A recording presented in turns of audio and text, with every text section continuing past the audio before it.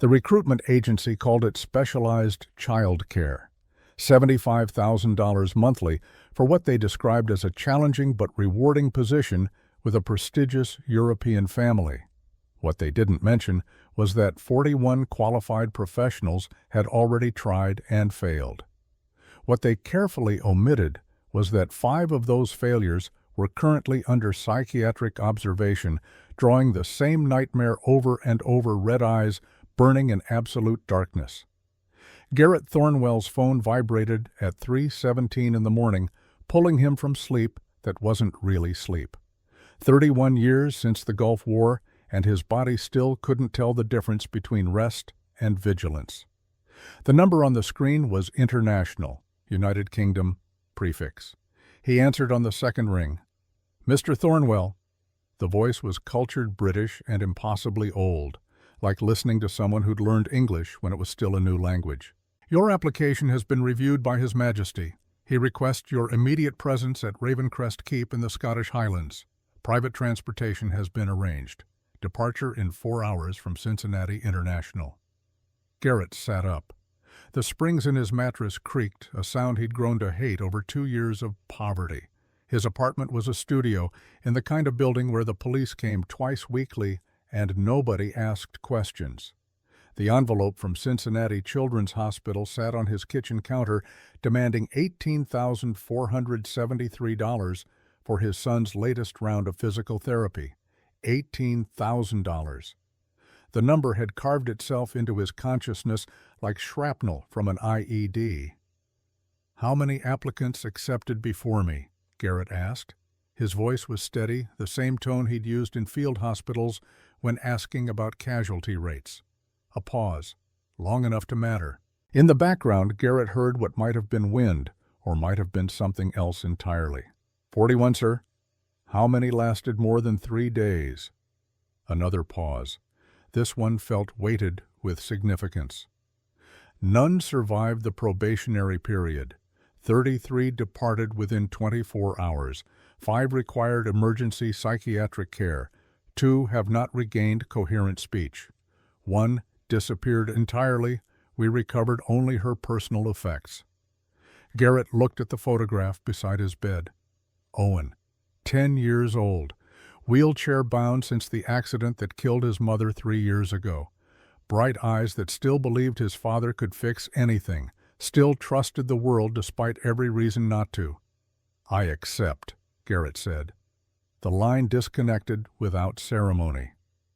4 hours later, Garrett boarded a private jet that made Air Force One look modest. The cabin was empty except for a flight attendant whose eyes didn't reflect light correctly. She moved with the kind of grace that suggested her bones weren't quite human. During the 9-hour transatlantic flight, Garrett never saw her blink. Not once. He didn't sleep. Couldn't. Men who'd survived mortar barrages in the Kuwaiti desert learned that sleep was a luxury, not a right. His hands still remembered the texture of field dressings. His ears still cataloged every mechanical sound for threats. His nose still separated the smell of hydraulic fluid from aviation fuel from the copper tang of blood. The VA called it PTSD. Garrett called it the price of survival. The jet landed at a private airfield outside Edinburgh, where a vintage Rolls-Royce waited black as sin and old as empire. The driver wore formal livery, including white gloves, despite the summer heat. He didn't speak, just gestured north with one gloved hand and opened the rear door. The drive into the Highlands took 3 hours and change. Garrett timed it out of habit. The landscape transformed from Scottish countryside to something older, wilder. Mountains rose like broken teeth. Mist clung to valleys with predatory patience. The road narrowed from paved to gravel to something that might have been a cattle trail in another century. Ravencrest Keep materialized through the pig like a scar in reality itself. It wasn't old the way Americans understood old. This was medieval old, Crusades old, predating gunpowder and the printing press. 7 stories of black stone that looked grown rather than built, as if some ancient magic had convinced the mountain to reshape itself into habitation. Arrow slits stared outward like dead eyes. Gargoyles perched on battlements, their features worn smooth by 6 centuries of highland weather. The iron gates, 20 feet tall and thick as Garrett's forearm, opened silently. No visible mechanism, no grinding of gears, just smooth supernatural movement. The courtyard smelled wrong. Wet stone, certainly. Old wood, yes. But underneath was something else. Something metallic and organic that made every combat instinct Garrett possessed start screaming warnings about ambush sites and kill zones.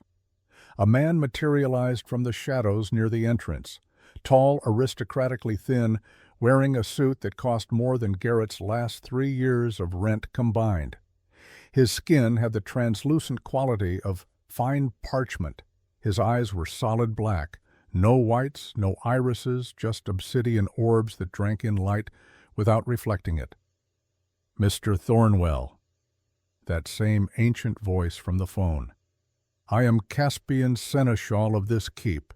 His Majesty awaits you in the war room. I trust your journey was adequate." It was fine. "Excellent. Before we proceed, you should understand the precise nature of your situation. 41 individuals have accepted this position before you.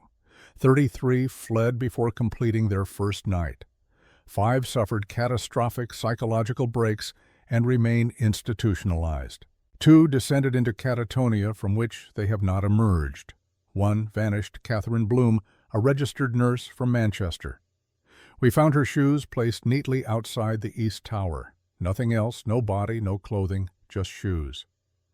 Garrett's duffel bag held everything he owned that mattered.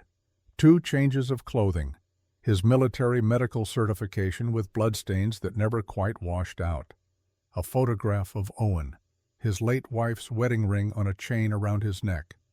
"What happened to her?" Garrett asked. "That remains uncertain. The children claim no knowledge. His Majesty's investigation was inconclusive." Caspian's expression didn't change. "The question you should be asking yourself, Mr. Thornwell, is whether you are fundamentally different from those who failed, whether you possess something they lacked." What did they lack? The ability to see children as children rather than threats. Caspian turned and glided toward the entrance. Garrett followed. The doors were oak, the kind of oak that remembered when Vikings raided these coasts. They swung open on hinges that made no sound despite being older than most nations. The interior was a cathedral built to glorify something other than God. The entry hall soared upward 50 feet or more, vaulted ceilings supported by columns carved with figures that might have been angels or might have been something considerably less benevolent. Chandeliers descended on iron chains, their candles burning with flames that didn't flicker. Tapestries covered the walls, medieval battle scenes worked in thread that should have rotted centuries ago but remained vivid. Dragons, knights, things with too many limbs doing unspeakable things to humans. The floor was polished, black marble veined with actual silver, not paint. Real silver inlaid in patterns that looked decorative but felt purposeful like binding runes or protective wards. And everywhere, in every shadow, every corner, every dark recess, Garrett felt the weight of observation. Not human observation. The castle itself was watching him, judging him, deciding whether he was worthy or just another failure in waiting. "His Majesty values directness above all virtues," Caspian said as they climbed a spiral staircase. "Do not lie. Do not flatter. Do not waste his time with diplomatic pleasantries. He is 580 years old. He has heard every deception the human mind can conceive. Dishonesty insults him." "I don't lie." "Then you may survive the interview." The last candidate claimed 15 years of pediatric experience. She possessed 6 months. His Majesty exposed her fabrication in 14 minutes. She departed incoherent, screaming about demons. She now resides in a facility outside London where she draws pictures of red eyes, nothing else, just eyes, for hours every day. 5th floor, double doors of oak reinforced with iron. Caspian knocked twice a specific rhythm. A voice from within spoke in a language Garrett didn't recognize. Caspian opened the doors and bowed. "Your Majesty, Mr. Garrett Thornwell." The war room was smaller than Garrett expected, but dense with history. Maps covered every wall Europe during World War I. The Western Front, Verdun, the Somme, Passchendaele. Red pins marked troop positions. Blue pins marked casualties. There were far too many blue pins. Glass cases held artifacts from that war, gas masks with round lenses like insect eyes, trench knives with brass knuckle grips. Medals from both sides mixed together, British, French, German, Russian, as if the slaughter had been some kind of terrible equalizer. Standing by the window, silhouetted against gray Scottish sky, was King Alaric Ravencrest. He stood 6'4" with the kind of lean, powerful frame that suggested strength without bulk. Dark hair swept back from a face that looked carved by someone who understood that cruelty and beauty were identical twins. His eyes were silver, not gray or blue, but actual metallic silver, like mercury. He wore a simple black suit, no crown, no ostentatious displays of wealth, just the suit and a presence that filled the room like atmospheric pressure before a storm. "Mr. Thornwell," his voice was a bass rumble that Garrett felt in his sternum. "You are candidate number 42. Tell me why the previous 41 failed."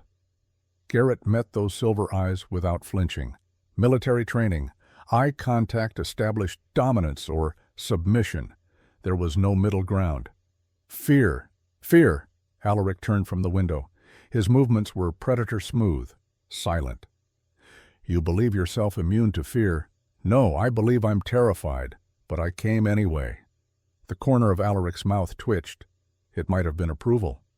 "I fought in the Great War," Alaric said, gesturing to the maps. "Verdun, the longest battle in human history. 300 days of artillery bombardment so intense the earth turned to liquid. Men drowned in mud, they choked on poison gas. They went mad from the constant shelling and shot themselves rather than face another dawn in those trenches." He crossed the room, stopped 3 feet from Garrett, close enough that Garrett could smell him, rain and old books, and something metallic underneath. Blood. Old blood that had soaked into fabric and never quite washed away. "I have lived 580 years. I have buried 3 wives. I have outlived children, grandchildren, great-grandchildren. I have watched empires collapse. I have seen species rendered extinct. I have learned that immortality is not blessing, but curse everyone you love turns to dust while you remain, forever, unchanging, alone." Those silver eyes bored into Garrett's. "So tell me why I should entrust the only beings in this world I still love to a desperate stranger." Garrett didn't hesitate. "Because I'm the only one who showed up." Silence. The kind that happens before explosions or after executions. Then Alaric laughed, a genuine sound, surprised, almost human. Honesty. How refreshing. He gestured to a chair near the fireplace. "Sit, let us speak plainly." Garrett sat. The chair was leather worn smooth by centuries of use. It smelled like cigars and whiskey and the peculiar mustiness of things that have witnessed history. Alaric poured amber liquid from a crystal decanter, offered 1 glass to Garrett. The whiskey smelled like peat smoke and Scotland's soul. 140 years old. The distillery no longer exists. The master distiller died in 1923. This is one of 40 remaining bottles in the world. Alaric raised his glass. "To desperation, the most honest of human motivations." They drank. The whiskey burned beautifully. "My children are 8 years old, twins, Dante and Livia. Their mother, my 4th wife Isabeau, died 4 years ago." Alaric's voice went flat. "That is the official story. An illness, natural causes. What I told the High Council and believed myself for nearly 2 years." He walked to a display case. Inside was a photograph, black and white, faded. A woman with dark hair and starlit eyes holding 2 infants. Her smile was luminous. Isabeau left a diary. I found it hidden in a hollowed book 2 years after her death, Thucydides. The history of the Peloponnesian War. She always appreciated irony. Alaric's hands clenched. The final entry read, "I know who is poisoning me, the one I trusted most. She—" The page was torn out. Someone found the diary after Isabeau's death and destroyed the evidence. Garrett felt ice crystallize in his blood. She knew she was being murdered. Yes, she documented her symptoms. The progression. She suspected mercury poisoning toxic to vampires the way silver is. She traced it to tea someone brought her each evening, she knew. And I dismissed her concerns as paranoia brought on by illness. Alaric's voice cracked. She died 3 weeks later, in agony, because I didn't believe her. You couldn't have known. I should have. I am king. I am supposed to protect my family. His fist slammed down. An antique inkwell shattered. Since Isabeau's death, my children have become uncontrollable. Their powers manifest chaotically. They have injured 6 tutors, hospitalized 2 nannies with broken bones. The High Council demands they be quarantined or executed. But you believe they're innocent. I believe they are 8-year-old children who watched their mother die and have been slowly poisoned themselves for 4 years. Alaric looked at Garrett. You are a medic. Gulf War 1991, 101st Airborne, field hospitals and combat trauma, decorated twice. You left the military in 1993 and became a private nurse specializing in high-risk patients. Garrett's jaw tightened. His privacy had been thoroughly violated. You married Sarah Coltrane in 1998, elementary school teacher. 1 son, Owen, born 2014. 3 years ago, a drunk driver ran a red light. Your wife died instantly. Your son survived with spinal injuries resulting in partial paralysis. He requires a wheelchair. Alaric's voice softened fractionally. Your medical debt is $150,000. Your son's therapy costs $4,200 monthly. You are 3 months behind on rent. By any objective measure, you are desperate. Yes? Good. Desperation breeds honesty. In a way, comfort never does. Alaric stood. $75,000 monthly, tax-free, deposited to an account established in your name. 60-day probation. Survive 1 week, I cover Owen's medical expenses for 1 year. Survive 1 month, I cover them for life. Every treatment, every piece of equipment, forever. Garrett's heart hammered. $75,000 monthly. $900,000 annually. More money than he'd earn in a decade, maybe 2. And if I don't survive, Alaric's silver eyes held Garrett's. Then I ensure Owen is cared for regardless. I do not punish children for their parents' failures. I know that particular cruelty too intimately. Garrett stood, extended his hand. I accept. Alaric's grip was cold, strong, like shaking hands with animated marble. One final warning. The children's room is in the West Wing, 3rd floor. They will test you. They will attempt to harm you. Not from malice, but from terror. They are afraid that anyone who gets close will die as their mother did. They will try to drive you away before they can love you. I've been broken before. Then I hope you remember how to mend. The West Wing was noticeably colder than the rest of the castle. Garrett followed Caspian down corridors lit by torches that burned without smoke. The shadows here behaved incorrectly, shifting without light sources, reaching when nothing cast them. A warning, sir? Caspian stopped outside a heavy wooden door. No caregiver has lasted 8 hours in 6 months. The young master and mistress are not malevolent, but they are powerful, and uncontrolled power is indistinguishable from malevolence in its effects. What can they do? Master Dante possesses telekinesis. He can move objects with his mind from teacups to grown men. Mistress Livia manipulates shadows. She can create constructs, weapon shields. Both abilities are untrained. Both are unstable. Both are triggered by fear. Caspian's black eyes fixed on Garrett. If they attack, do not retaliate. His Majesty will intervene, eventually. And if he doesn't intervene in time, then you will join Catherine Bloom in whatever fate befell her. Caspian opened the door. The room beyond was controlled chaos. 30 feet by 40, high ceilings. 2 canopied 4-poster beds, but furniture floated mid-air, suspended by invisible force. Books orbited the room like planets. Windows bore deep scratch marks as if something had tried to claw its way out. In the room's center, 2 children sat playing chess. The pieces moved themselves across the board. They were small, undernourished looking, for 8 years old, pale as porcelain, dark hair in tangles. But their eyes, Dante's eyes, were solid crimson, no whites, no pupils, just red like fresh arterial blood. Livia's eyes were absolute black, voids that seemed to drink in light. Neither child looked up when Garrett entered. "Another one," Dante said. His voice was flat, bored. "This one won't last either." "They never do," Livia agreed. "Quieter, sadder." "He'll run when he sees what we can do." Garrett stepped fully into the room, closed the door. Caspian had vanished, smart man. "My name is Garrett Thornwell. I'm here to take care of you."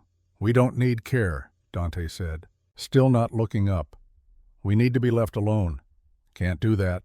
Finally Dante looked up, those crimson eyes focused on Garrett with laser intensity. "You should leave, before we hurt you. We always hurt them." "I don't leave. It's not in my nature." "Then you're stupid." "Quite possibly." Livia tilted her head, studying Garrett with those void black eyes. "You smell different. The others smelled like fear and lies. You smell like sadness and smoke." Garrett knelt slowly, keeping his hands visible. "My son is in a wheelchair. Car accident 3 years ago. His mother, my wife, died in that accident. He survived. So, yes, I smell like sadness. It's what happens when you lose someone you love." The chess pieces stopped moving. Both children stared. "Our mama died too," Livia whispered. "I know, I'm sorry." "Sorry is empty," Dante snapped, but his voice wavered. "Sorry doesn't bring her back, doesn't make it stop hurting." "No, nothing does. You just learn to carry the weight. That's all anyone can do." Garrett sat cross-legged on the floor, ignoring the floating furniture, focused entirely on the children. "Your father says you've been having difficulties, hurting people, breaking things." "We don't mean to," Livia said, voice barely audible. "The power just comes when we're scared, when we remember Mama. We can't stop it." Dante glared at his sister. "Don't tell him that." "Why not?" "Because he's going to leave, just like all the others." Garrett met Dante's eyes, held them. "I made 3 promises, 1 to your father, 1 to myself, 1 to my son. I keep my promises, even when they're hard, even when they hurt, even when everything tells me to quit." He leaned forward. "So test me, throw things at me, try to scare me away, but I'm not leaving. That's not negotiable." Dante's face twisted with conflicting emotions. "Prove it." The iron mace mounted on the wall tore free, spun once, accelerated toward Garrett's skull at approximately 40 miles per hour. Garrett didn't flinch. He rolled left. Combat reflexes, 31 years old, but still operational. The mace impacted the wall where his head had been shattering plaster, spraying dust. Garrett came up in a crouch, assessed threats, controlled his breathing. Dante stared, mouth open in shock. "Not bad," Garrett said calmly, "but your aim needs work. In combat, you don't aim where the target is. You aim where the target will be. Lead your shot." "You dodged it." "I've dodged incoming artillery, son. A flying mace is amateur hour." Livia giggled, an actual genuine giggle, bright and pure and completely at odds with her nightmare eyes. Dante tried to maintain his scowl, failed. His mouth twitched toward a smile. "You're strange," he said. "Undoubtedly, but I'm here, and I'm staying. So let's make a deal." "What kind of deal?" Garrett stood brushing plaster dust from his clothes. "You stop trying to kill me. I stop dodging and start teaching. We work together to control these powers, transform them from liabilities into assets." "Why would you help us?" Livia asked. "Because that's what people do. They help each other survive." Dante studied him for a long moment. Then slowly the floating books descended. The chairs righted themselves. The room settled into something approximating normalcy. "Okay," the boy said quietly. "We can try." "Good." Garrett surveyed the destruction. "First lesson, clean up your messes. Power without discipline is just destruction." "You sound like a soldier," Dante observed. "I was, long time ago. War teaches you things. Mostly terrible things, but some useful." "Like what?" "Like how to survive when the universe wants you dead." For the first time, Garrett saw something in Dante's eyes that wasn't anger or fear, respect. They spent the next hour cleaning. Garrett showed them proper furniture arrangement. Book organization by size and subject. Simple tasks requiring focus and control. Near midnight, Livia yawned. Dante's eyes grew heavy. "Bed," Garrett said. "Both of you." "We don't want to sleep," Livia said. "The nightmares come." "I know, but sleep deprivation just makes everything worse. Trust me, I've tried avoiding sleep." He helped them into bed, tucked them in, the way his own mother had done 40 years ago.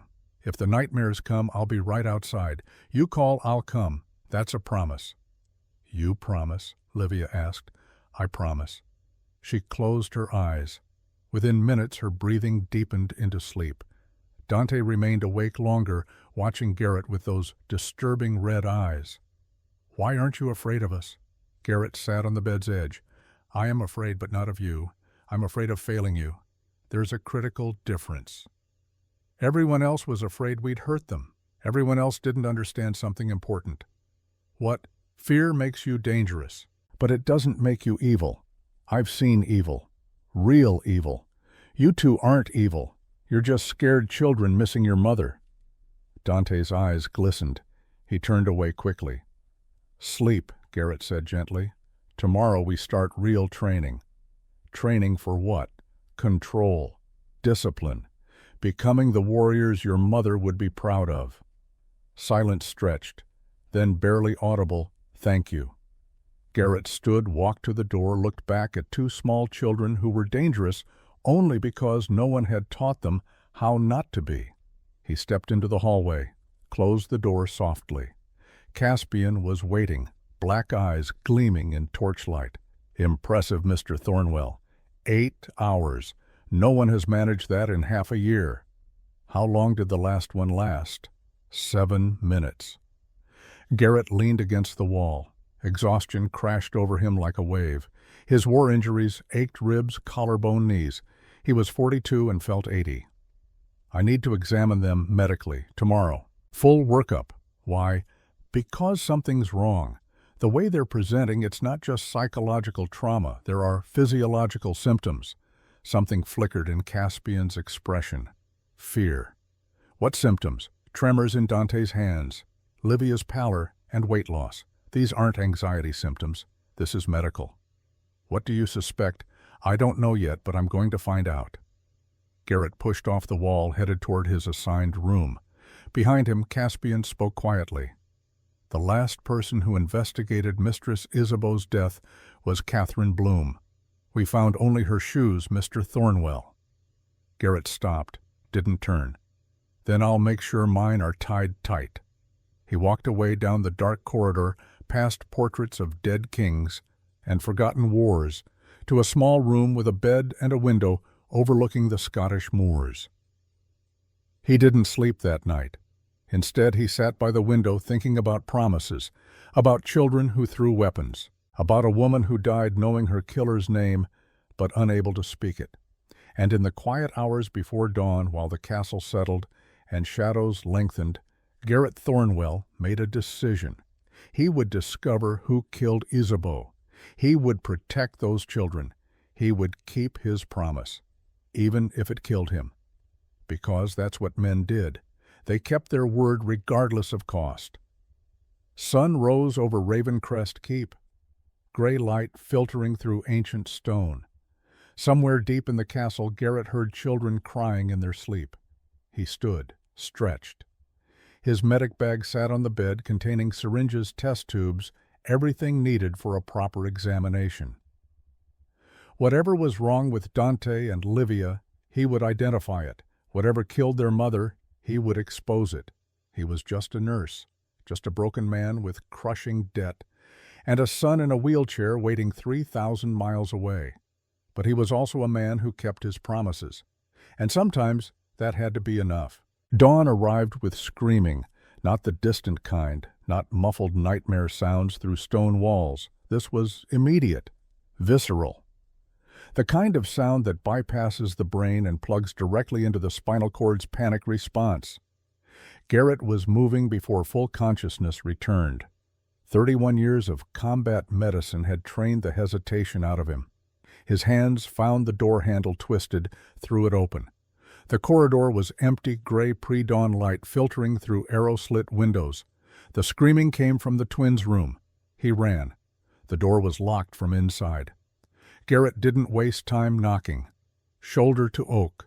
The old collarbone injury flared white-hot protest. The door held. He hit it again harder, putting his full 190 into the impact. The frame splintered with a sound like breaking bones. The scene inside was nightmare made manifest. Dante floated 3 feet off the ground, back arched in a rigid curve that would have broken a normal spine. His eyes had rolled back, showing only bloodshot whites. Dark blood streamed from both nostrils, too dark, nearly black. Livia knelt beneath her brother's shadows, pouring from her small hands like liquid night. They coiled around Dante, constricting like pythons, squeezing. Her face was a rictus of terror. "I can't stop it," she sobbed. "I can't make it stop." Garrett's medic brain cataloged everything in 2 seconds. Telekinetic seizure. Shadow constructs feeding off fear, creating a feedback loop, each power amplifying the other. Without intervention, Dante would stroke out from the neurological stress. Livia would lose herself completely to the darkness. He'd seen similar presentations in Kuwait soldiers in profound shock, their bodies' defense mechanisms turning lethal. Garrett crossed the room in 4 strides. No hesitation, reached up, grabbed Dante's ankle. The electrical shock was immediate and catastrophic, like grabbing a high-voltage line. Current arced through Garrett's nervous system. Every muscle locked simultaneously. His teeth clamped shut hard enough to crack a molar. He tasted copper. But he didn't let go. "Livia," he ground out through clenched jaw. "Look at me." The girl's void black eyes were wild, unseeing. "Soldier," Garrett barked in his command voice, the one he'd used in desert field hospitals when men were bleeding out and panic was infectious and one person needed to impose order on chaos. "Eyes front, now." Livia's gaze snapped to his face. "Your brother isn't the enemy. The fear is the enemy. You control the shadows. They don't control you. Say it back to me." I can't. Say it. "I control the shadows." Barely a whisper. Louder. Like you believe it. "I control the shadows." Again, with conviction. "I control the shadows." The darkness flickered, wavered, lost cohesion. Garrett pulled with his full body weight. Dante dropped. They crashed together onto the floor in a tangle of limbs. The telekinetic field collapsed like a soap bubble. The shadows retreated like living things fleeing sunlight. Silence, heavy, broken only by harsh breathing. Garrett's hands trembled aftershock from the electrical surge. He ignored it, checked Dante's carotid pulse, fast but regular. The nosebleed was slowing.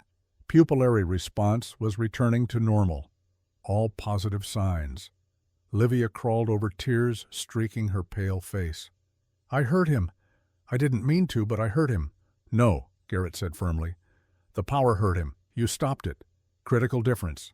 He pulled both children close, felt them shaking, small bodies racked with tremors far beyond what fear alone should produce.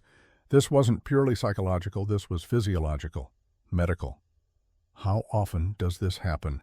he asked quietly. "Every morning," Dante mumbled against Garrett's shoulder. "Since Mama died. We wake up and the power is everywhere, and we can't control it, and it just happens. Every single morning for 4 years. Yes." Garrett's mind raced through differential diagnoses. 4 years of daily uncontrolled power surges.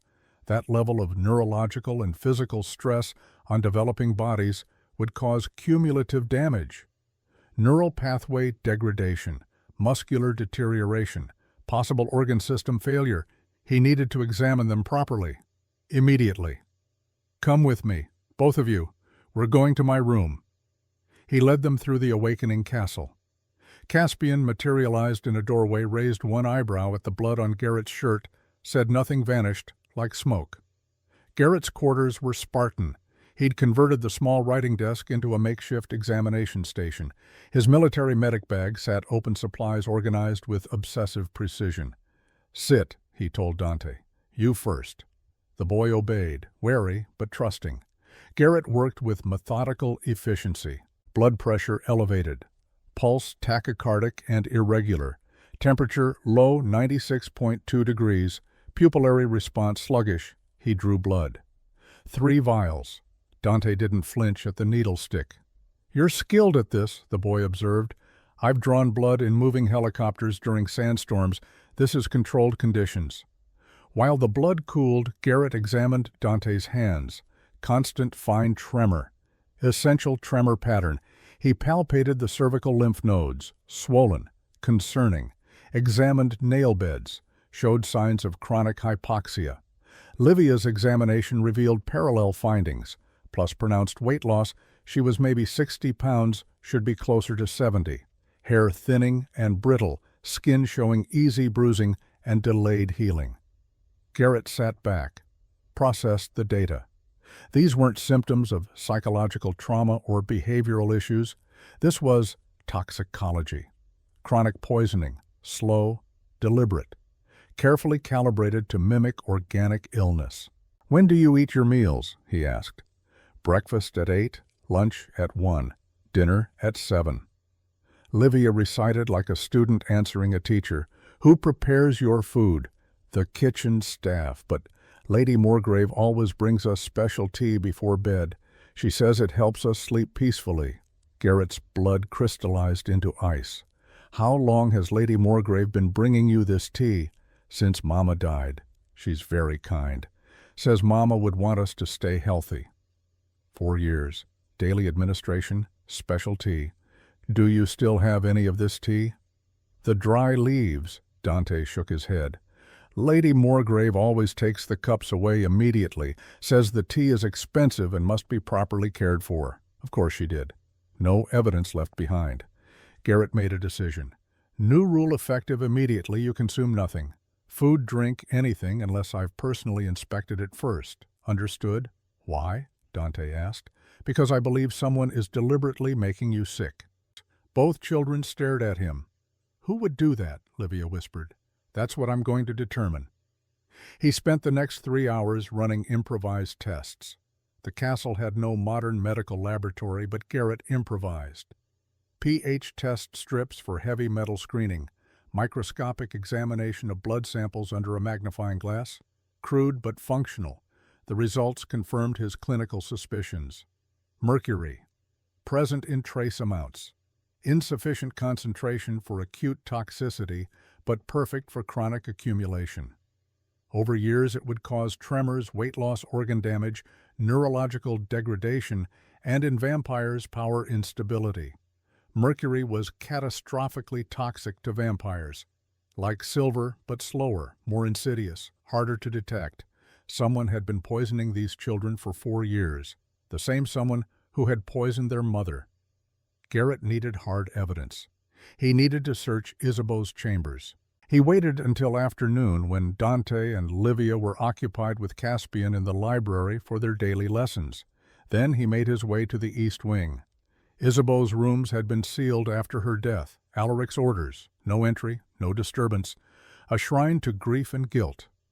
The door was locked, heavy oak with iron reinforcement. Garrett examined the mechanism. Simple pin tumbler design. He'd picked more complex locks in worse conditions. Somalia. Bosnia. That classified operation in the Balkans that officially never happened. The lock yielded after 40 seconds.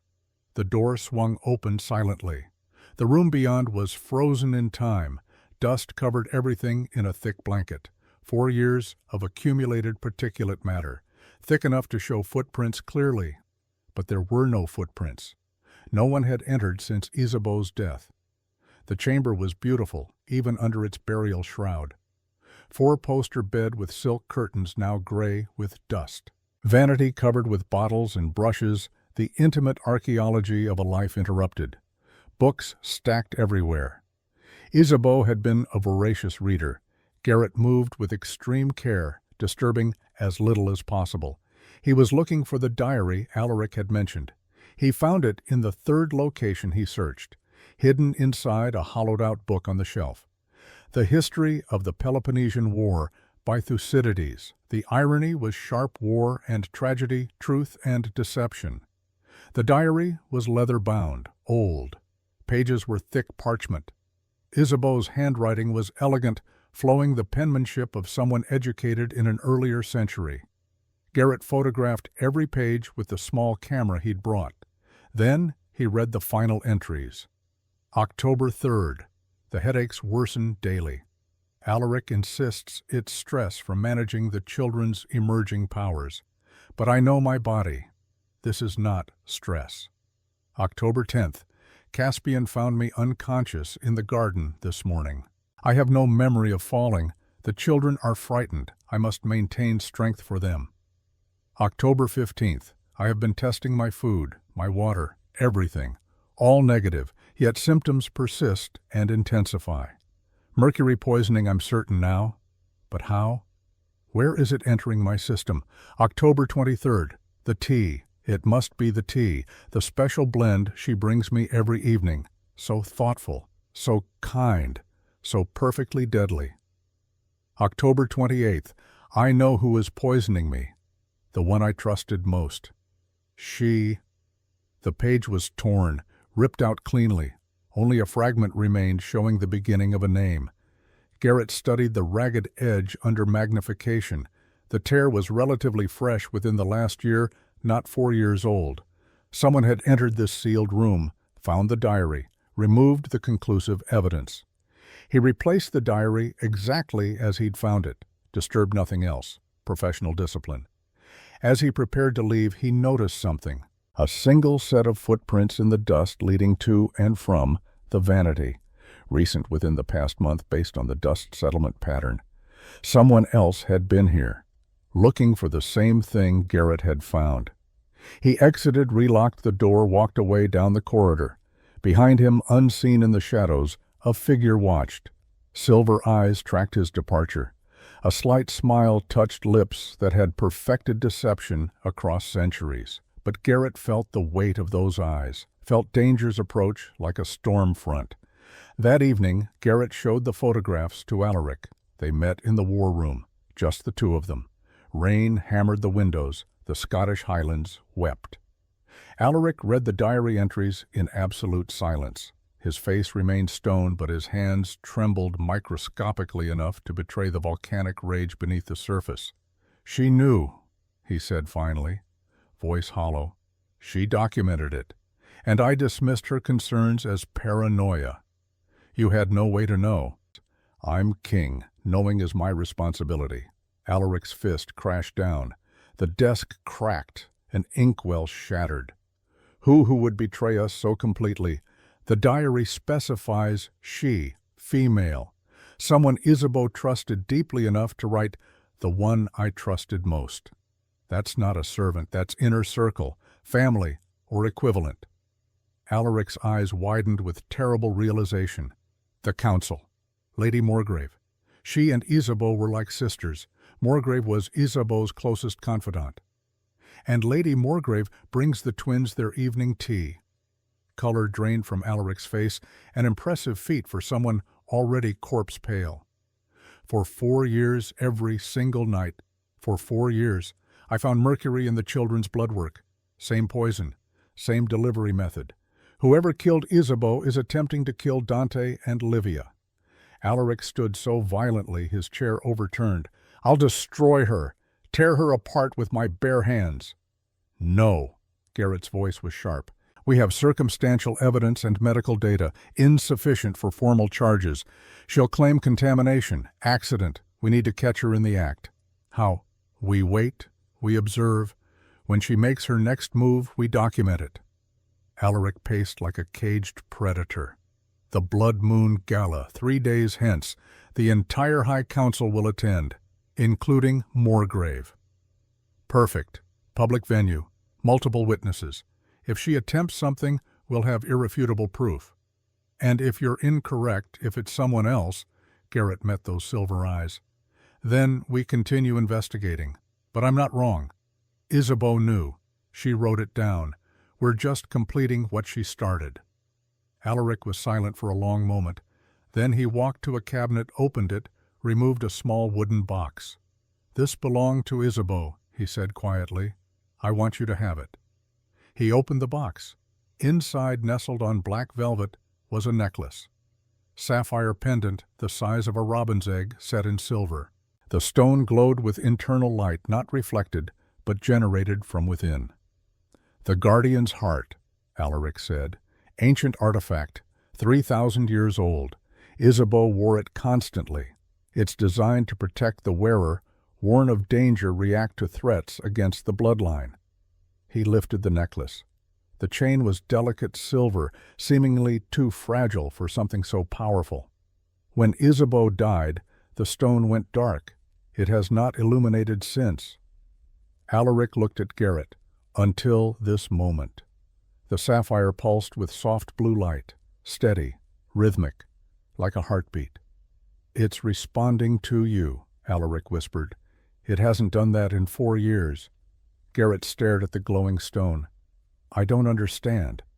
"The Guardian's Heart chooses its bearer. It bonds to those who would sacrifice everything to protect the royal bloodline.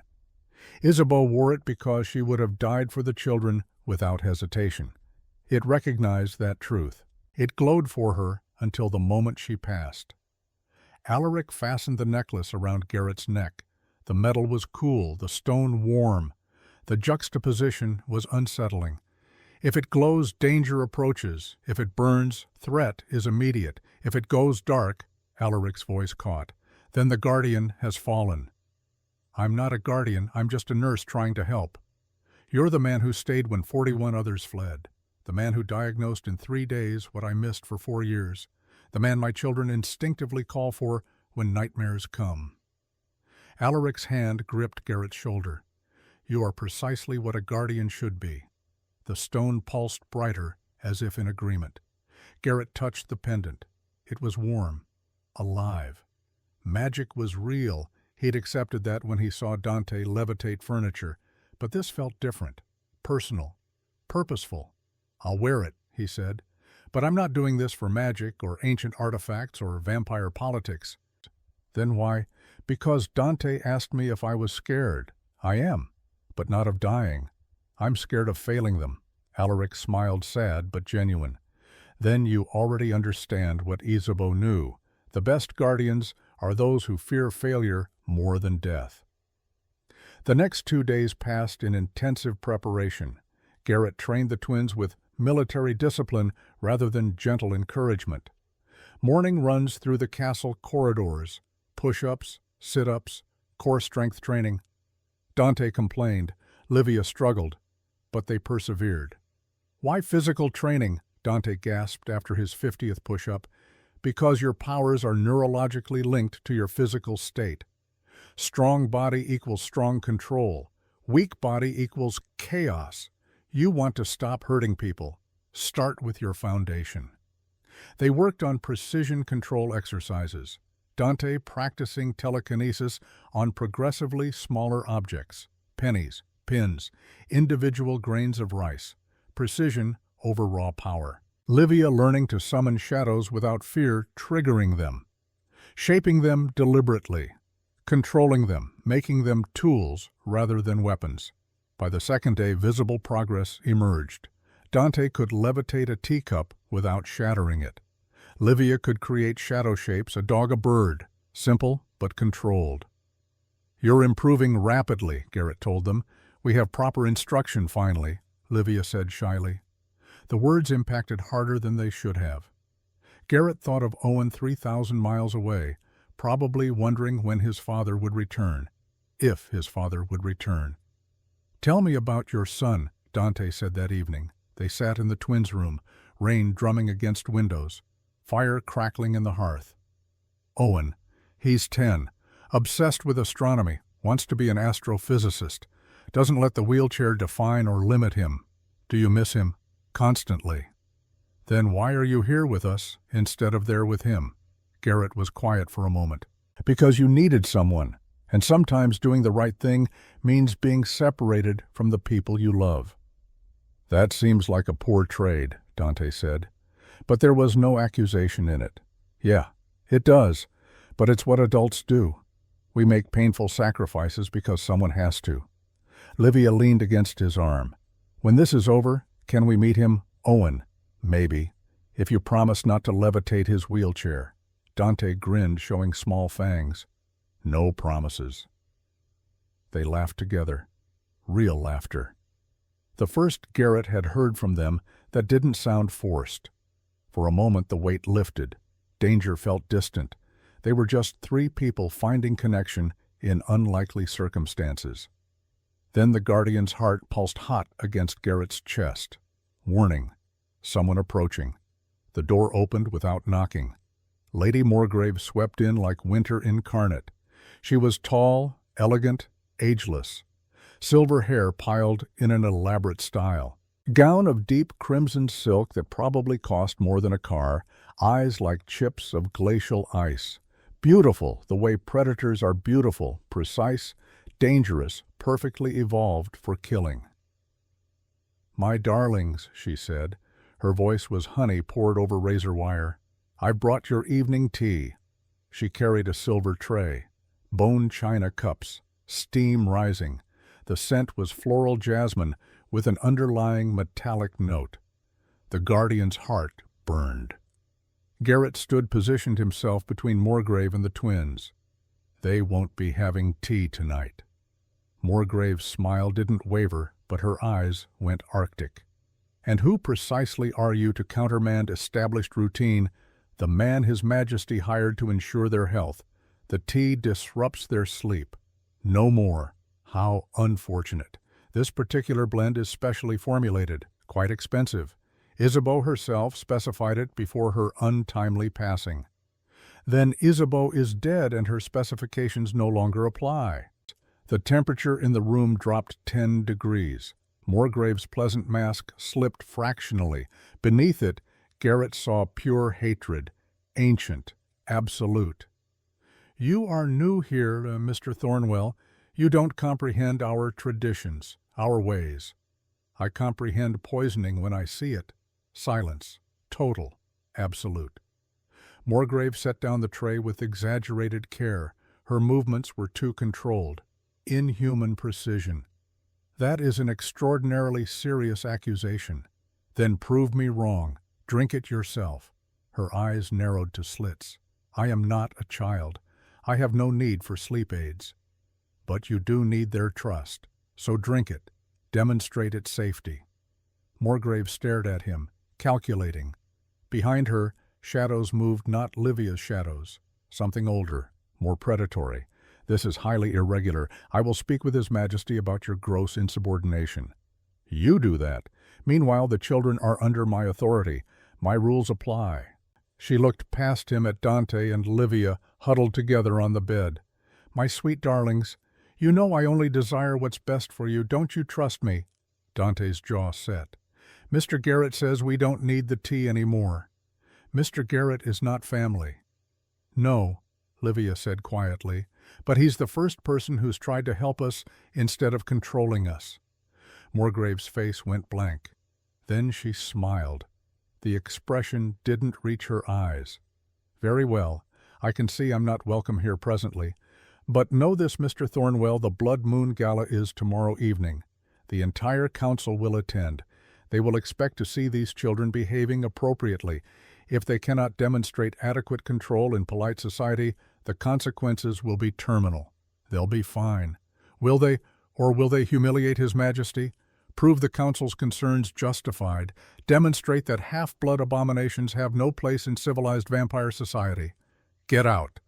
Garrett's voice was flat, dangerous, the tone he'd used in combat when negotiations were over.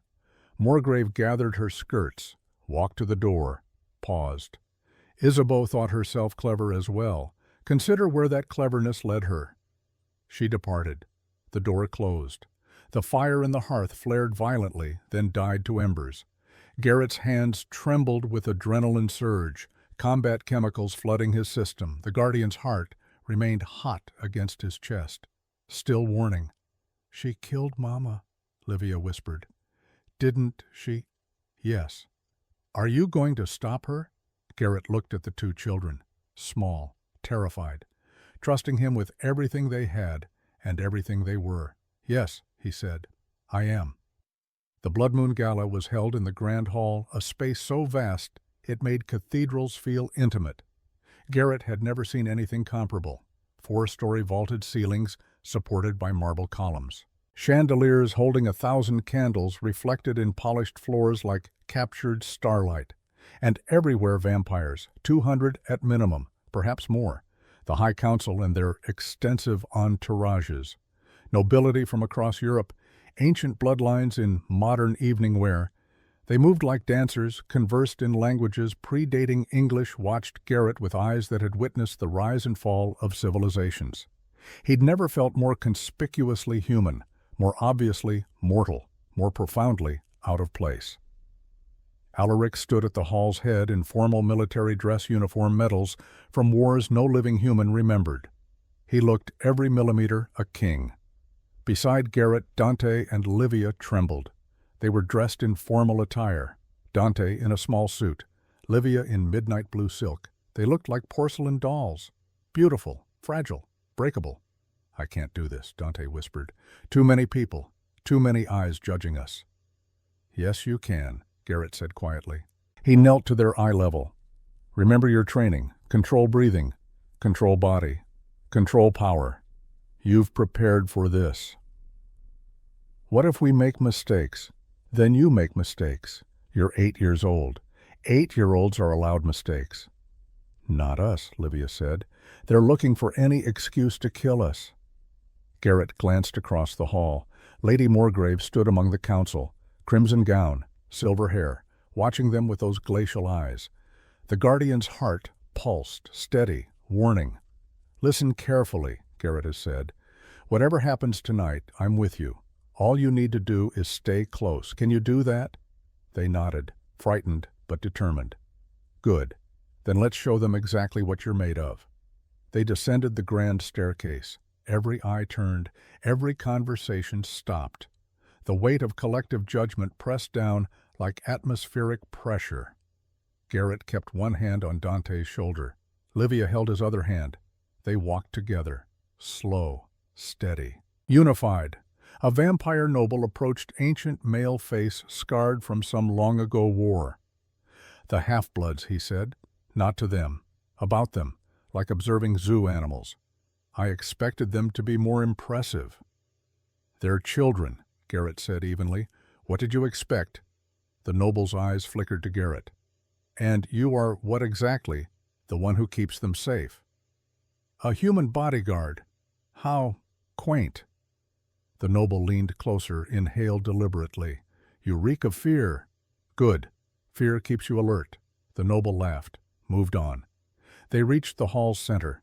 Alaric joined them, placed one hand on each twin's head. "Proud of you both," he murmured. Then, louder, addressing the assembly, "My council, my honored guests, I present my children, Dante and Livia, heirs to House Ravencrest." Polite applause, cold, calculating, assessing. Lady Morgrave glided forward, that predator smile fixed in place. "Your Majesty, how delightful. The children appear well. Mr. Thornwell must be quite the exceptional caregiver." "He is without equal. I'm certain, though I do worry children require such constant supervision, and humans are so terribly fragile." The Guardian's heart flared hot. Garrett's hand moved to it instinctively. Morgrave's eyes tracked the movement, saw the pendant. Her smile froze mid-expression. "That necklace, where did you acquire it?" "A gift," Alaric said, "from me to my children's guardian." "But that's Isabeau's necklace. The Guardian's heart. It shouldn't illuminate for a human. That's impossible." "Apparently not," Morgrave's face went blank, then recovered. How absolutely fascinating. Might I examine it more closely? No, Garrett said flatly. I wasn't addressing you. He speaks with my authority, Alaric said. His voice carried absolute command. The Guardian's heart has chosen. The matter is concluded. Morgrave's eyes promised death, but she executed a perfect curtsy. Of course, Your Majesty. Forgive my curiosity.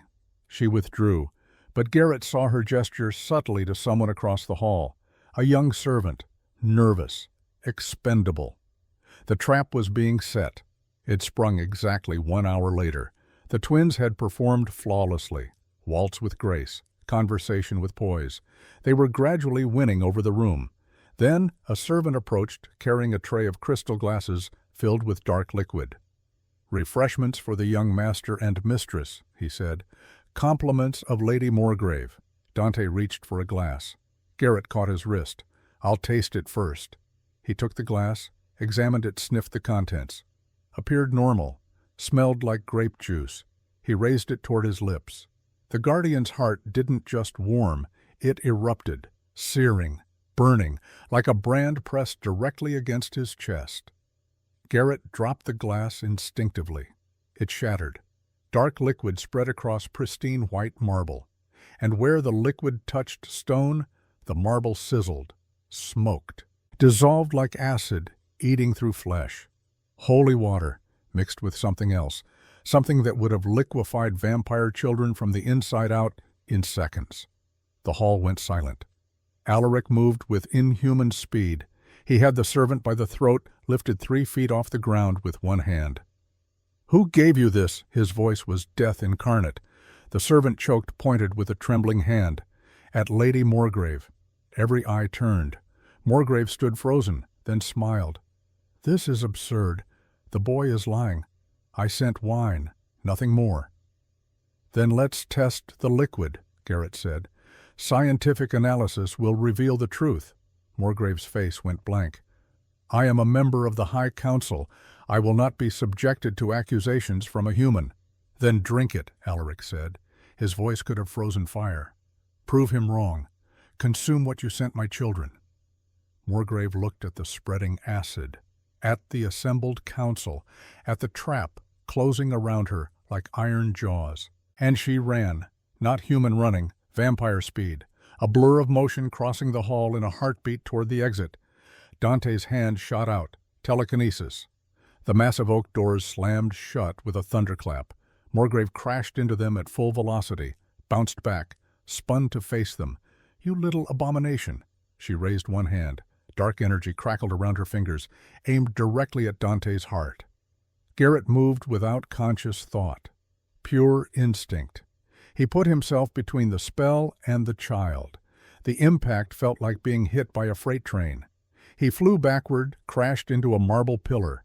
Something in his chest snapped audibly, ribs, sternum, maybe both.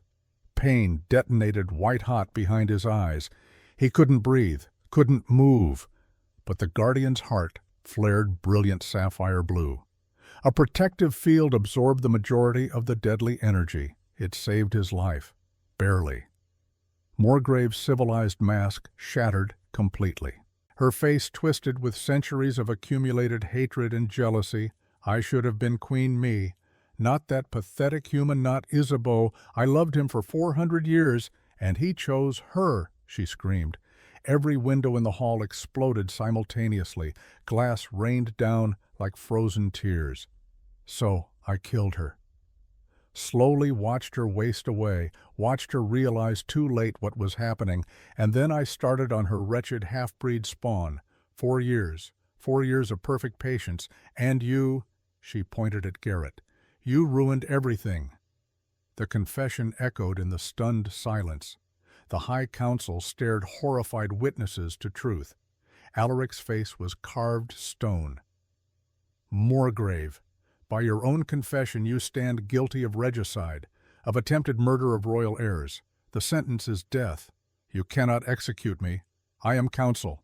You were counsel. Now you are nothing." He moved. Morgrave moved. They collided in the hall's center. vampire against vampire. Ancient power against ancient rage. The fight was brutal, vicious, lightning fast. But Alaric was king for excellent reasons. He broke her systematically, drove her to her knees. His hand closed around her throat. Final words, Morgrave spat blood. I regret nothing. She deserved death. They all deserve death. Then die knowing you failed completely. They live. Your legacy is ash. He twisted. The sound was like breaking branches. Lady Morgrave, 700 years old, High Council member, fell dead to the marble floor. Silence. Then Garrett coughed, blood on his lips, broken ribs screaming. Alaric was beside him instantly. Medic, someone summon a physician. I am the medic, Garrett wheezed. I'm functional. You took a death curse meant for my son. That's literally my job description. Dante and Livia crashed into him despite his injuries, hugging carefully, crying. Small arms around his chest made the broken ribs worse, but Garrett didn't care even slightly. You're hurt, Livia sobbed. You're bleeding. I've had worse in field hospitals. You saved me, Dante said. She was going to kill me, and you saved me. That's what guardians do. The guardian's heart pulsed warmly, approving. And watching from across the hall, the entire High Council knelt as one. Ancient vampires acknowledging the human who'd exposed a traitor, protected the heirs, earned his title through sacrifice. Guardian of House Ravencrest. Garrett didn't notice. He was too busy holding the children, ensuring they were safe, ensuring he'd kept his promise, even if it broke him in the process. The grand hall emptied slowly like a cathedral after Mass. Vampires who'd lived through centuries moved in contemplative silence, having witnessed something unprecedented, a human placing himself between death and vampire royalty.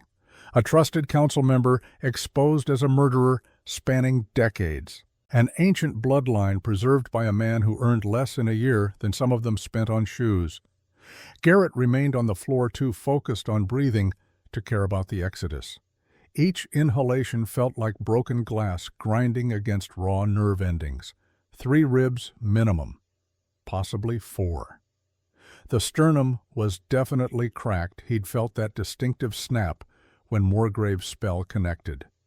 Alaric knelt beside him.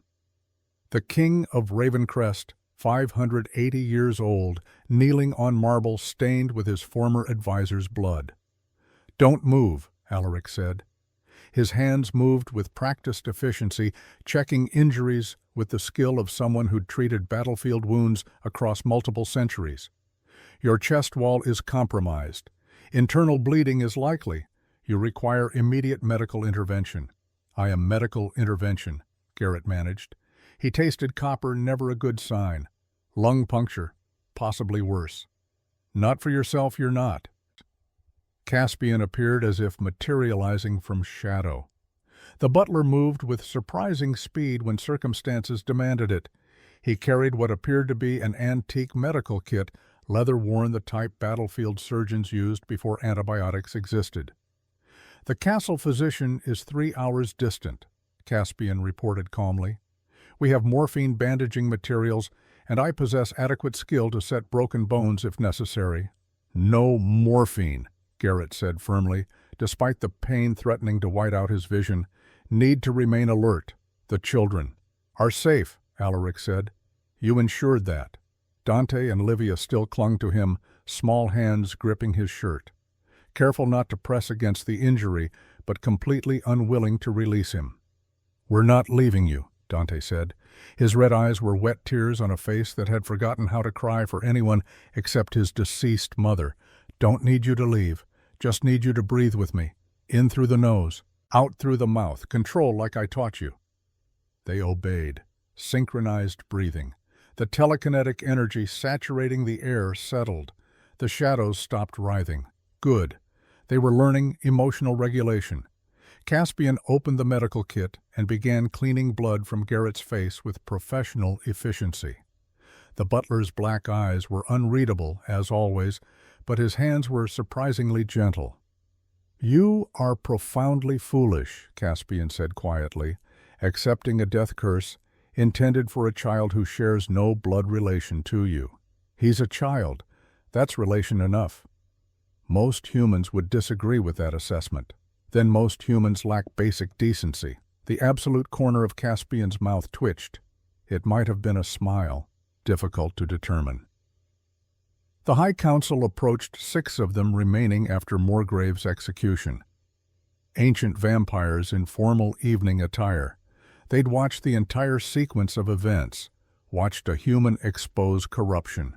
Now they stood in a semicircle passing judgment. The eldest spoke, female, easily 800 years old, hair like spun platinum, eyes like frozen amber that had seen empires rise and crumble. Garrett Thornwell, you have rendered House Ravencrest a service beyond calculation. You exposed a traitor who murdered our queen, protected the royal heirs from assassination, proved your worth through direct action rather than empty words. I didn't fight anyone. I just refused to run away. Precisely. Courage is not the absence of fear. It is taking action despite fear being present. She looked at Alaric. Your Majesty, the Guardian's heart has chosen. Ancient laws are unambiguous. What is your command? Alaric stood, then helped Garrett to his feet. The world tilted dangerously. Garrett locked his knees through sheer willpower. He would not fall in front of the children, not now, not ever. The Chamber of Truth, Alaric said. At dawn. This will be done according to proper tradition. Your Majesty, the council elder protested, the human is severely injured. The Chamber's testing could prove fatal in his current condition. Then he will die having earned his title honorably, or he will survive and prove beyond any doubt that he is guardian. Alaric's silver eyes met Garrett's. The choice is yours. We can delay, allow you to heal first, test when you're recovered. Garrett thought about Isabeau's diary, the torn page, the truth finally revealed after 4 years.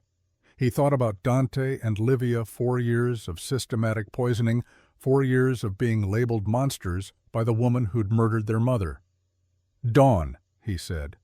We finish this immediately, the council murmured. Surprise mixed with respect, mixed with something else Garrett couldn't quite identify. Very well, the elder said. At dawn, the Chamber of Truth will render final judgment. They dispersed slowly like smoke dissipating. Alaric helped Garrett to his quarters. Dante and Livia followed, absolutely refusing separation. They'd lost their mother to poison and conspiracy. They weren't losing their guardian to pride or duty or anything else. The night passed in measured agony. Caspian brought ice packs, bandaging materials, herbal preparations that smelled like wet earth and tasted worse than anything Garrett had consumed in Kuwait. He drank them anyway. The pain receded from absolutely unbearable to merely terrible. Progress technically. Dante sat by the window watching the sky gradually lighten, waiting for dawn with visible anxiety. Livia curled in a chair, exhausted but unwilling to sleep. Every few minutes she glanced at Garrett, verifying he was still breathing, still alive, still present. You should rest, Garrett told them. Both of you. Can't, Dante said. What if the Chamber kills you? Then it kills me. You'll be fine.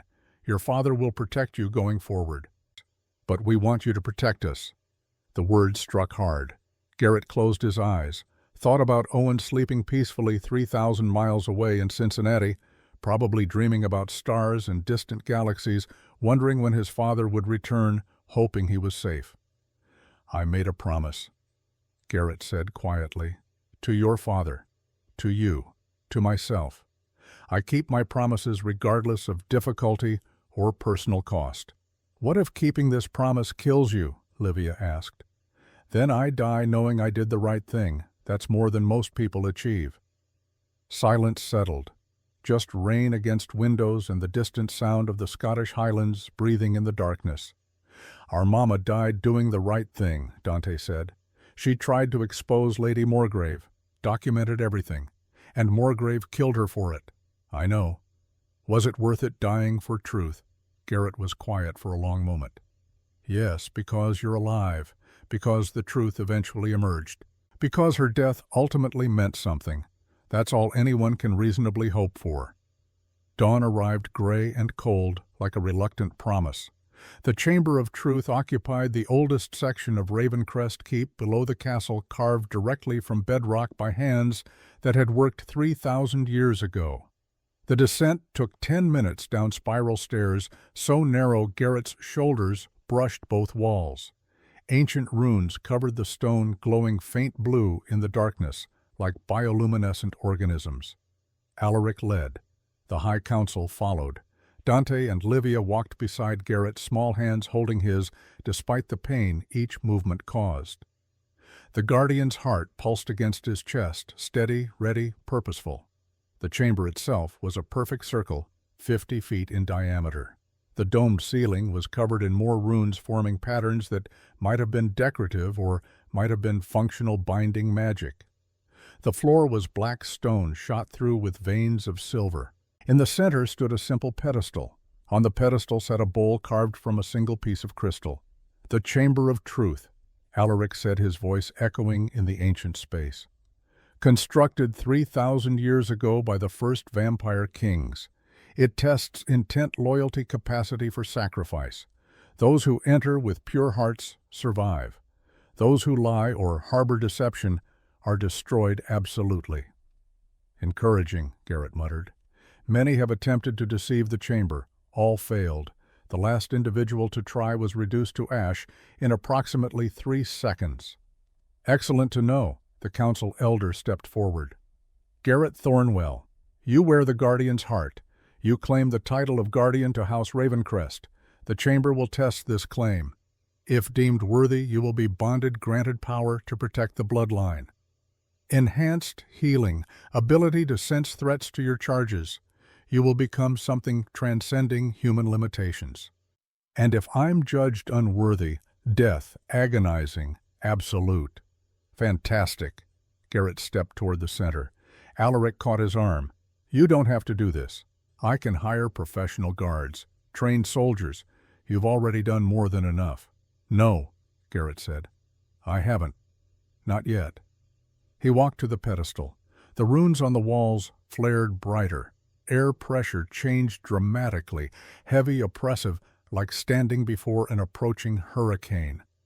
The crystal bowl filled with pure white light. Blinding. Painful to look at directly. A voice spoke, not human, not vampire, something older.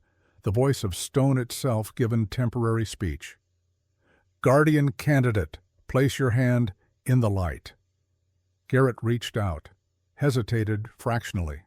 Thought about Owen waiting for him, about the promise to return home, about the very real possibility he was about to die in a hole in Scotland doing something monumentally stupid for children who weren't biologically his.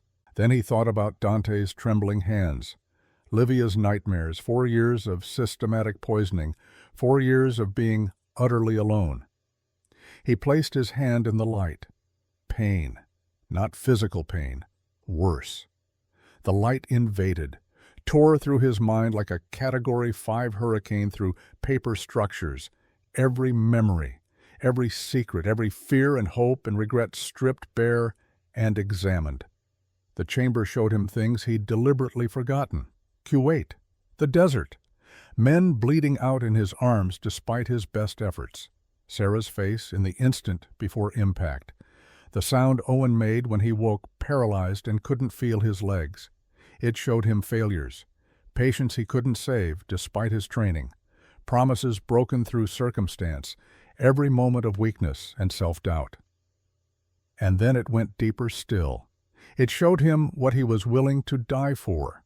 Not abstract concepts, but specific moments. Dante teaching Livia shadow control. Livia laughing at one of Garrett's deliberately terrible jokes. Owen's smile when he solved a difficult astrophysics problem. The chamber asked a question without using words. "Why do you choose this?" Garrett answered with pure truth rather than language. "Because someone must. Because they're children who deserve protection. Because I made a promise and I keep my promises regardless of personal cost. Because if I don't stand for them, who will?" The light intensified beyond unbearable. Garrett screamed, felt something fundamental change at the molecular level, DNA rewriting itself, body accepting power it was never designed to hold. The Guardian's heart exploded with sapphire fire, flames wrapped around him completely. They didn't burn, they transformed. And then it stopped. Garrett collapsed, gasping. The stone floor was ice cold against his cheek. His chest didn't hurt. The broken ribs were healed. The punctured lung sealed. He could breathe normally. He stood slowly, looked at his hands. They glowed faintly with silver light beneath the skin, fading gradually but undeniably real. The chamber's voice returned, Guardian accepted. Garrett Thornwell, protector of House Ravencrest, bonded to the bloodline, enhanced, awakened. Serve with honor until death claims you. The runes went dark. The test was concluded. Silence. Then Dante whooped loudly. Livia cheered. They ran forward and crashed into Garrett simultaneously. He caught them easily, lifted them both, without effort. His strength had doubled at minimum, possibly tripled. He set them down gently, still staring at his hands in disbelief. What exactly just happened? Alaric stepped forward. His face showed something Garrett had never witnessed before: tears. Actual tears on the face of a 580-year-old immortal king. You bonded, truly bonded. The chamber accepted you completely. Your guardian now, not just in title, but in reality. The entire High Council approached as one. Then, moving in perfect synchronization, they knelt. 6 ancient vampires, millennia of combined existence, kneeling before a 42-year-old human who still had crippling medical debt and a son in a wheelchair. Rise, Guardian, the elder said. You have earned honor beyond conventional measure. I don't want honor, Garrett said. I want to keep them safe. That's literally all I want. Then you understand what true guardianship means. The elder stood. The others followed. They filed out silently, leaving Alaric, Garrett, and the twins alone in the ancient chamber. Alaric looked at Garrett for a long moment. Then slowly and deliberately, the King of Ravencrest knelt.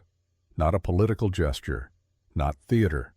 This was personal, a warrior acknowledging another warrior. You saved my children, Alaric said, his voice thick with emotion. Exposed the woman who murdered my wife, risked everything, sacrificed your humanity itself to protect them. I owe you a debt that can never be adequately repaid. Stand up, Garrett said. Please. Not until you understand something crucial. You're not a servant, not an employee. You're family. My children's guardian, their protector, their Papa Garrett, Livia whispered. The words hung in the air, heavy with meaning. Alaric's voice cracked. Yes. Their father in every way that matters. Stand with me, not below me, beside me, as an equal. Garrett helped him rise. They stood face to face, king and guardian. 2 men who'd lost too much and found something worth protecting.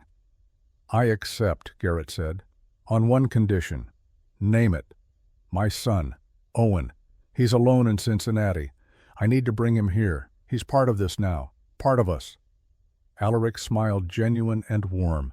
He was always part of this. Family protects family. I'll send the jet tonight. They climbed the stairs back to the castle, to warmth and light and the future. 6 months passed, like water flowing downhill. Owen arrived 3 days after the chamber ceremony, wheelchair and all.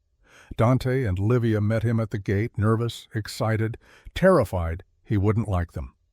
Owen took one look at the Gothic castle, at the vampire twins, at his father standing beside a centuries-old king. This is literally the coolest thing that has ever happened in the history of anything, he said. They became inseparable almost immediately. 3 children, radically different in every way, united by the strange family they'd found. Dante taught Owen theoretical telekinesis. Owen taught Dante astrophysics. Livia discovered that wheelchairs could function as platforms for shadow constructs. Owen discovered that vampires could complete his calculus homework in approximately 7 seconds. Garrett watched them playing in courtyards that had witnessed centuries of warfare, laughing in halls that had forgotten the sound of joy. His son and his charges becoming siblings. His body had changed post-bonding. The guardian connection granted enhanced strength, speed, healing capacity. He could sense when the children were distressed, feel their emotions like whispers at the edge of his consciousness. But more importantly, he had purpose. The medical debt vanished. Alaric paid everything without being asked. Owen's therapy was covered comprehensively for life. The Cincinnati apartment was sold. They lived in Ravencrest Keep, now in rooms that felt like home. Garrett still worked. Trained the twins daily. Taught them control and discipline. How to be warriors without becoming weapons. And every night he tucked in 3 children instead of 1. Read them stories about dragons and distant galaxies. Checked for monsters under beds. Did all the small things fathers do. On the 6-month anniversary of the Blood Moon Gala, Alaric found Garrett on the battlements watching sunset over the Scottish Highlands. The sky was molten orange and red and gold. Contemplating, Alaric asked, always, about promises and how profoundly strange life can be. Alaric leaned against ancient stone. 6 months ago, you were a nurse drowning in debt. Now you're guardian of an ancient vampire bloodline with supernatural abilities. Strange doesn't adequately describe it. 6 months ago, I thought magic was fictional. Vampires were myths. Now I can lift a car and sense danger from a mile away. Regrets. Garrett watched Owen and the twins practicing combat forms in the courtyard below. Dante's telekinesis had become surgical in its precision. Livia's shadows were performance art. Owen's determination was absolutely infectious. No, Garrett said. No regrets whatsoever. Good, because I have something for you. Alaric handed him an ornate wooden box. Inside was a metal silver engraved with the Ravencrest crest in elaborate detail. The Order of the Guardian, Alaric explained, hasn't been awarded in 300 years. The last guardian died protecting the bloodline from werewolves in 1723. He eliminated 17 of them before falling. He's legend now, songs written about him, statues erected in his honor. And now you join that legacy. Garrett touched the metal. It was warm, as if recognizing him. I don't feel like a legend. I feel like a man who got extremely lucky. Luck is preparation encountering opportunity. You prepared your entire life for this moment. Kuwait, Owen, Sarah, every loss, every sacrifice, all of it led here to this moment to them. Alaric gestured toward the children. They're thriving, Garrett. For the first time in 4 years, they're genuinely happy, healthy, safe. That's entirely because of you. That's because Morgrave is dead. Morgrave is dead because you were brave enough to confront her, intelligent enough to gather evidence, strong enough to accept a death curse intended for my son. Alaric's hand gripped Garrett's shoulder firmly. You're a hero. Accept it. Heroes die young. I'm 42. Then you're a survivor. Even better. They stood in comfortable silence, watching the sun disappear below the horizon. Stars emerged one by one, ancient light from distant suns. Owen asked me something yesterday, Garrett said. Asked if we're staying here forever. I didn't know how to answer. What do you want the answer to be? Garrett thought about Cincinnati, the apartment, the old life. It felt like someone else's faded memory now. I think we're home, he said quietly. I think this is exactly where we're supposed to be. Good, because the children, all 3 of them, need you desperately. I need you. This family needs you. Family, Garrett repeated. The word felt right, solid, true. Family, Alaric confirmed. Below, Owen called up enthusiastically. Dad, Dante says vampires can see in complete darkness. Is that actually true? Yes, Garrett shouted back. That's amazing. Can I learn? You're human, buddy. We need flashlights. That's disappointing. Laughter echoed through the courtyard. 3 children, 1 wheelchair, 2 vampires, 1 human, together. Garrett felt something in his chest, not the guardian's heart, but deeper. His own heart, the broken pieces fitting back together, healing. "Thank you," he said to Alaric, "for trusting me, for letting me be part of this." "Thank you," Alaric replied, "for keeping your promise, for being the man my children needed, the man I needed." They gripped forearms warriors' greeting, king and guardian, brothers in every way that mattered. Days became weeks. Weeks became months. Life at Ravencrest Keep settled into comfortable rhythm. Mornings were training. Afternoons were education. Evenings were family dinners in the great hall, Garrett cooking Alaric, helping children, setting the table, while arguing about music selection. Normal, despite everything, despite the magic and vampires and ancient castle. They were family. Strange, fractured, but fundamentally whole. 1 year after the Blood Moon Gala, Garrett stood in his quarters. The room had transformed. Photos covered the walls. Owen's astronomical drawings, a model solar system Dante had constructed, shadow art created by Livia. His old medic bag sat in the corner, unused but maintained, ready, just in case. The guardian's heart hung around his neck, always. It had become part of him, constant as heartbeat, comforting as breath. He looked at the photograph on his desk. Sarah, smiling, before the accident, before everything changed. "I kept going," he told the photo, "like you asked. Found a family, found purpose. Owen's genuinely happy, really happy. I think we're going to be okay." The photo didn't answer, but Garrett felt peace. Sarah would have loved this place, would have adored the children, would have been proud.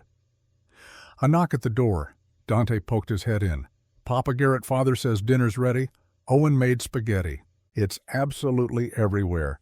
Livia's helping clean up with shadows, but she's laughing too hard to be effective."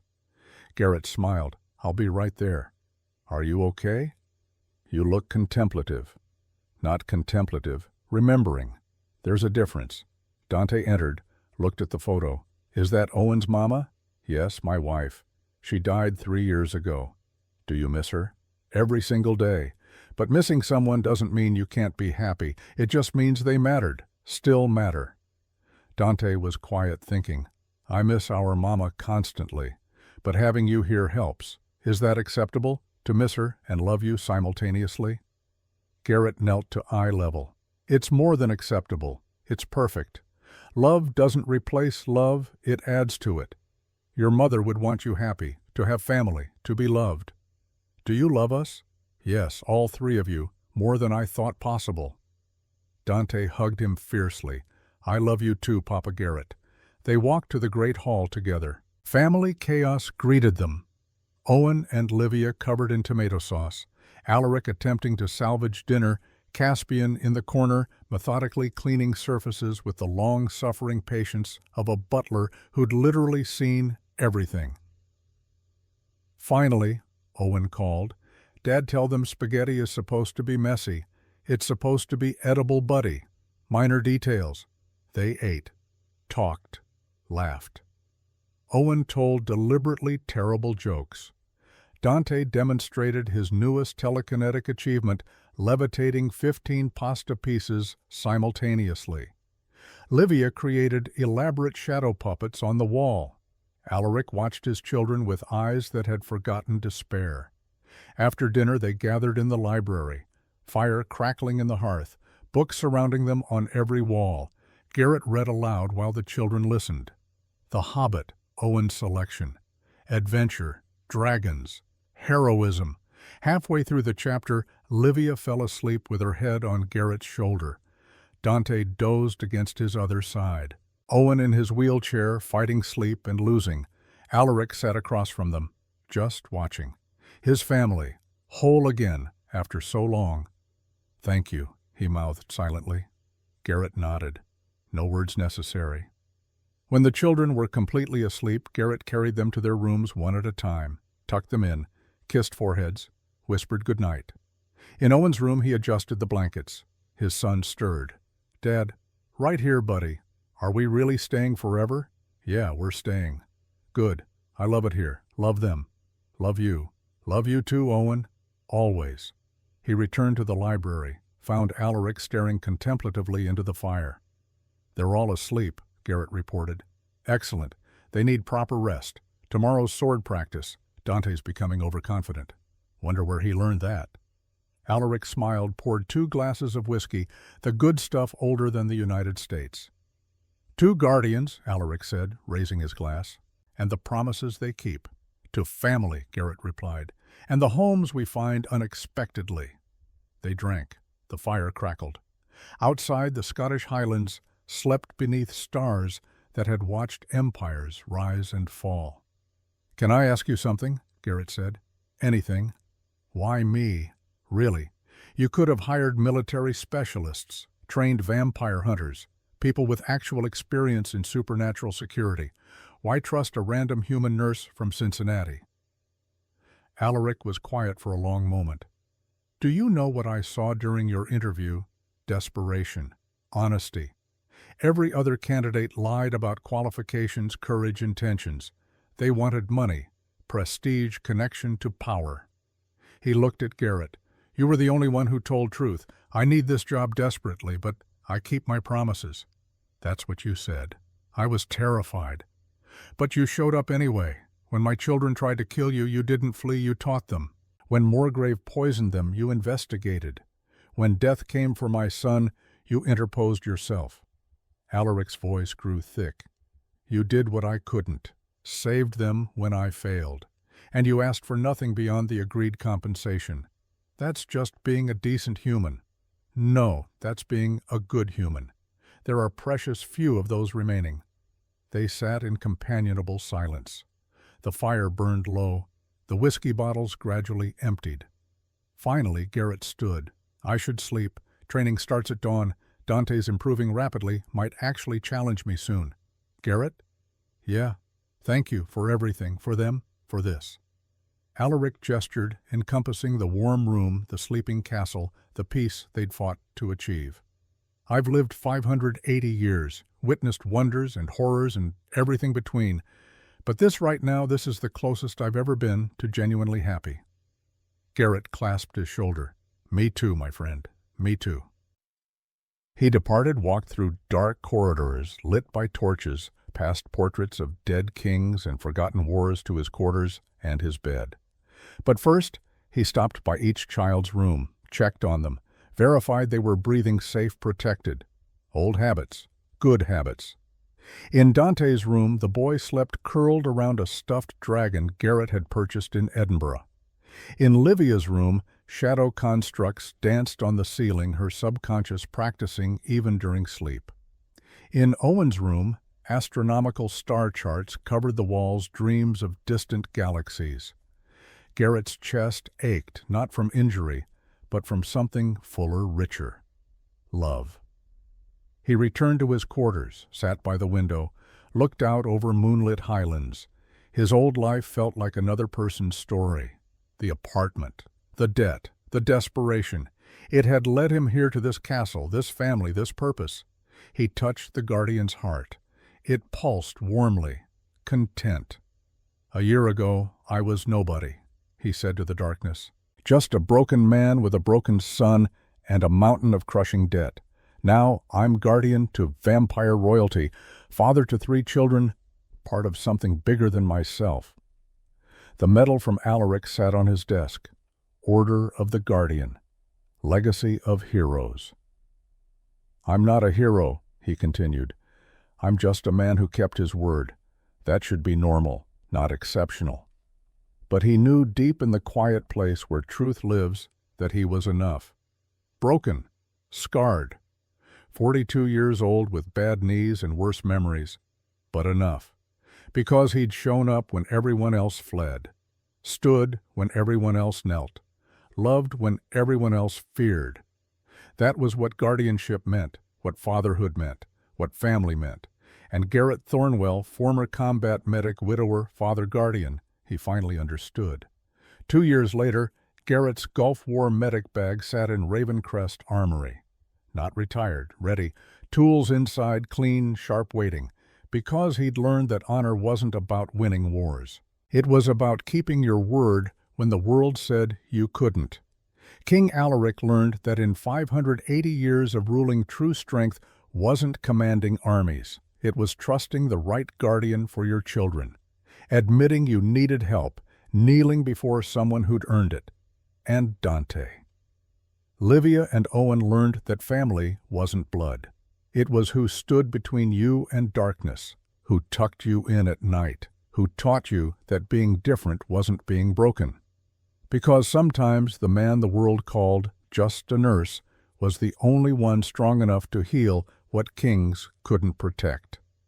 A man's word was his legacy, and a legacy built on sacrifice, on promises kept through pain, on love transcending species and circumstance, that legacy lasted forever. It echoed in laughter of children who'd forgotten how to fear. It lived in eyes of a king who'd remembered how to hope. It breathed in every sunrise touching the Scottish Highlands, in every star watching over an ancient castle where the broken became whole. And it endured, because some promises are worth keeping, even when they're hard, even when they hurt, even when the cost is everything you have. Those are the promises that matter. Those are the promises that change the world. Garrett Thornwell kept his promise, and in keeping it, he saved more than children, more than a bloodline, more than a kingdom. He saved himself, and that was the greatest magic of all.